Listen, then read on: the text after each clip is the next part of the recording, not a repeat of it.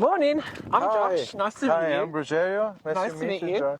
Welcome to Yorkshire Wildlife Park and welcome to our main wolf enclosure. So we have got two adults and then we've got 5 puppies as well. I heard that. It's great. Yeah, great, so we've great. got 5 puppies. They're about 5 months old now as well, so they're doing really, really well.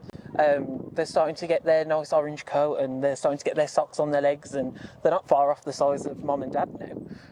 But hopefully we'll be able to see them. Are they coming out a lot? Because it's very close to the visitors here. Yeah, so they are. They shy? Or? They're very shy. They're very elusive, and they're normally always sat in the tree line or they're sat hiding in the little shed in the middle there. But since they've had the puppies, we normally always have one adult that is sat out and about watching for what's going on and what's going on around. But other than that, they are quite shy. But normally, throughout the day, people do get to see them. They're always out at some point, and it's normally towards the end of the day. I'm quite surprised that we've got one sat out right now, even though she's in the tree line hiding away. For the diets that we feed them, we feed a lot of meat. We've tried fruit and veg, and we've tried insects and stuff like that, but they're just not that keen. What type of fruits? We've tried apples, we've tried banana, plums, pear. Do you have pineapples here? Oh, we've not tried Yeah, pineapples. pineapples, avocado, they love that. Guava, they love guava. Yes, Like is that what they favour in the wild? Yeah. They love the wolf apple. That's like they disperse all the seeds around. Yeah. And it's a good fruit that is available year round, so it's not seasonal. But yes, definitely try those commercial pineapples. Yeah, we'll and try avocado. pineapple. They love avocado. I think they might go for. Oh, okay. We'll try avocado as well. That's interesting. They were 5.5 weeks old when we did their first vaccination, and then we did it another 2 weeks later for their second vaccination. They're black. Yeah, they were still really dark. Yeah, but they all seem really nice and healthy. All their teeth look great. Their body condition looked great. So they seem to have been doing really well. And obviously we've still got all 5, so parents are doing something right. They've still not quite grasped the idea that we bring the food. So like when we do recall, it's only the adults that still come to us, and the puppies are like, "We're not coming that close, not yet." But I'm sure as soon as they realise we're the ones that bring the food, as soon as mum and dad have got fed up of feeding them, I'm sure they'll be down at the gate waiting for us. And how are their behavior? The parents, both of them are like friendly with you guys, or just like they're more. They're shy and timid around us. Like we do go in the paddock to like clean and whatnot, and they're shy and timid and they kind of stay out the way. But since they've had the puppies, they're very, very vocal. And they like to tell us off when we're in there. If we're getting too close to one of their little den sites, they start to tell us off. But that's fine. We just back away and we just let them carry on. Like I said, we only really go in just to service the paddock and make sure it's nice and clean for them. And when they're born, did you notice they're moving them around? Because in the wild they do a lot.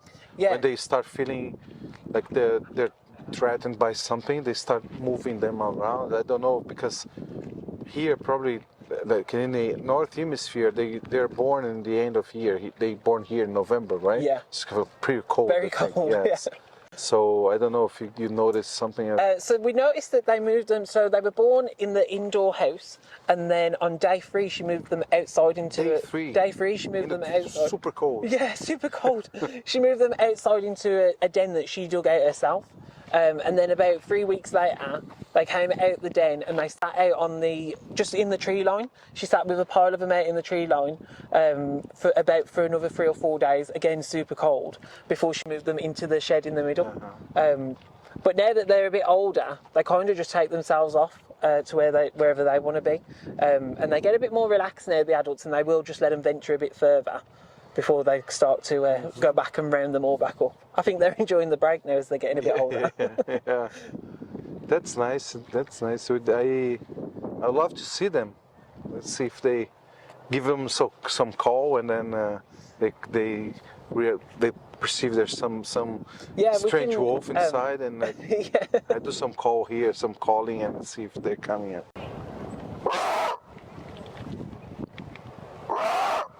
Oh yeah, she's up. Wow, mom is coming.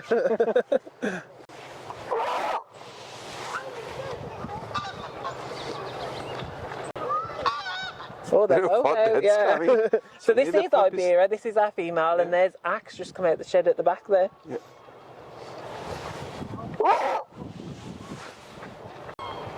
Look how they try to locate the sound. Yeah, they're listening. Their ears are going crazy.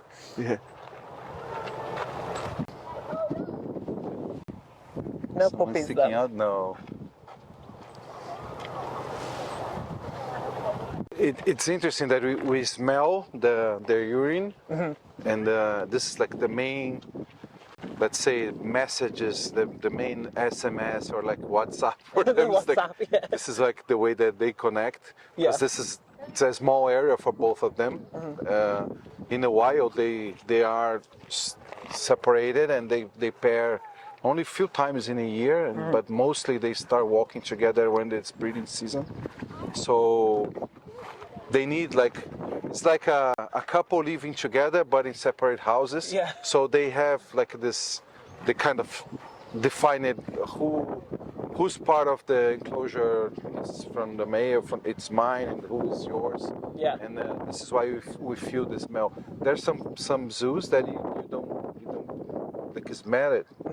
So they're kind of, when they're born in captivity or they like are too old, they stop smelling, they stop like urinating, like and sending this message.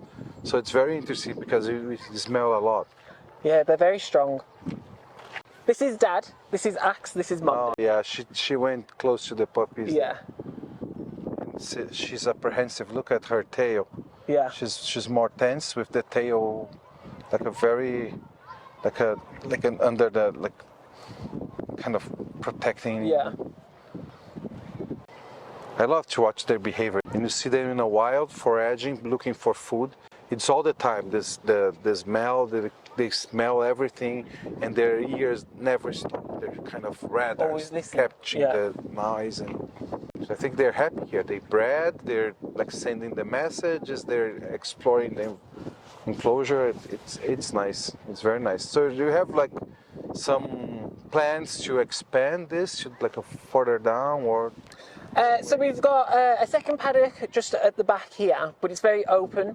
But the plan is that they will mix out into that paddock as well. And then we've got 2 tapirs just in the next paddock as well, which we would like to do a mixed species exhibit with. But we didn't want to just do it at the minute because of the puppies. We just wanted to wait till the puppies are a bit older. Yes. To see. But that is the plan. So tell me how you got involved with Maine wolves.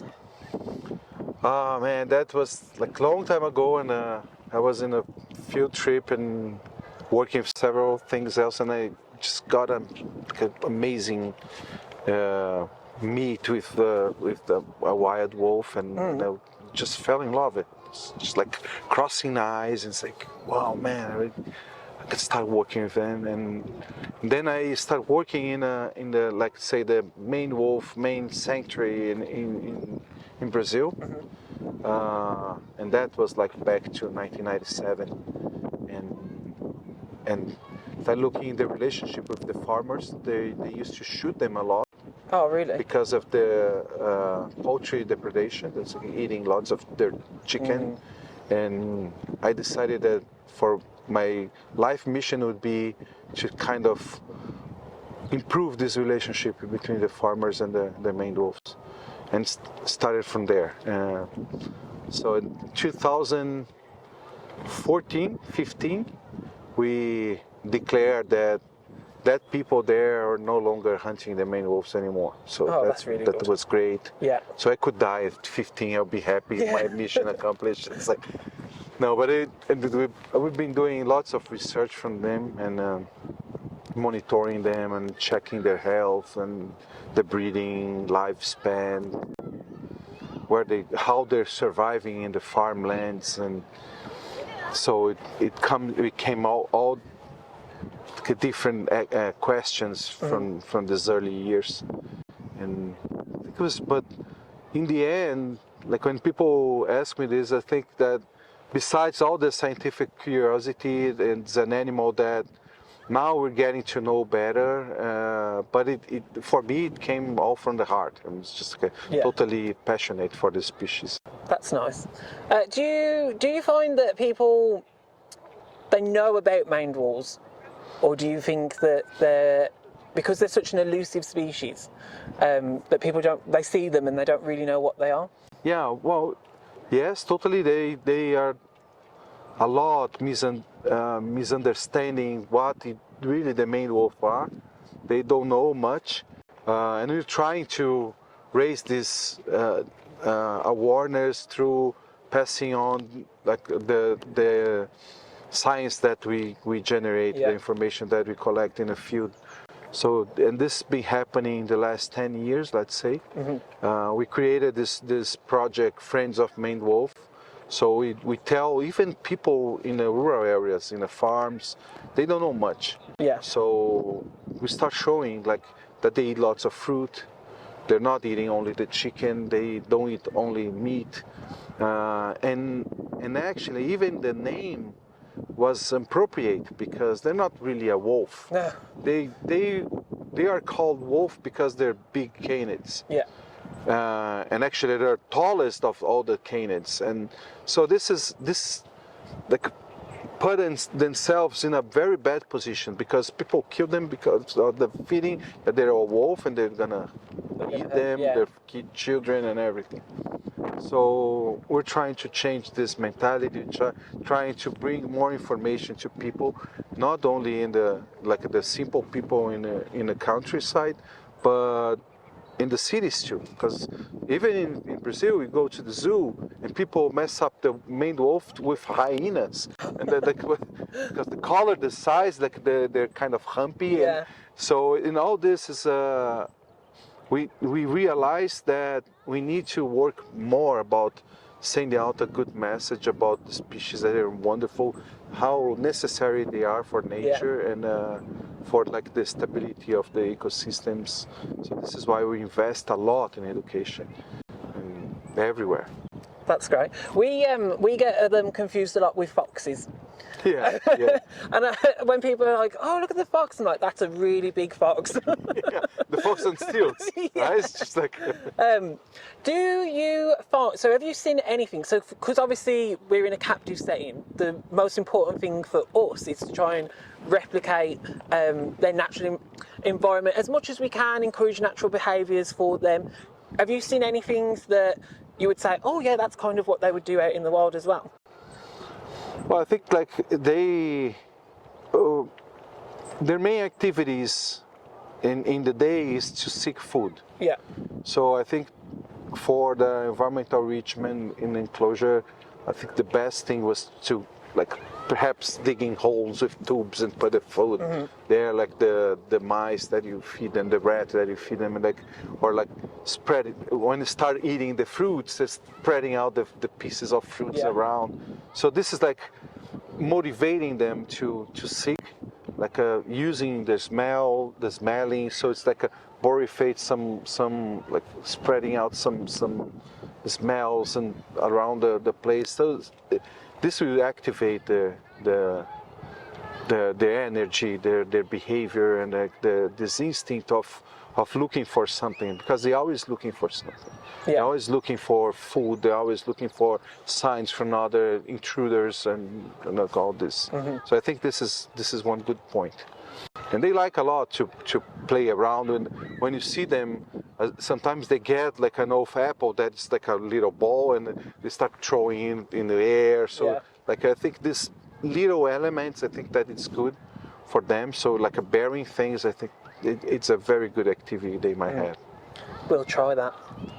So thanks very much for coming to see the wolves. Thanks for all the information that you've shared. It's been really useful and really great. And hopefully you enjoy the rest of your trip here in the UK. Hopefully you see some more maned wolves. Yes. But yeah, it was lovely to meet you. Take care. Well, thank you, Josh. Thank you for everything. Should you show me around? Yeah, I think I stick a little bit more to try to see the puppies. And see some more puppies, Thank you very much You're for welcome. all the information and the hospitality. You're very welcome. Yeah. And please come to Brazil to see them in a while. Yeah. It's on my list. All the best. Thank you, Josh.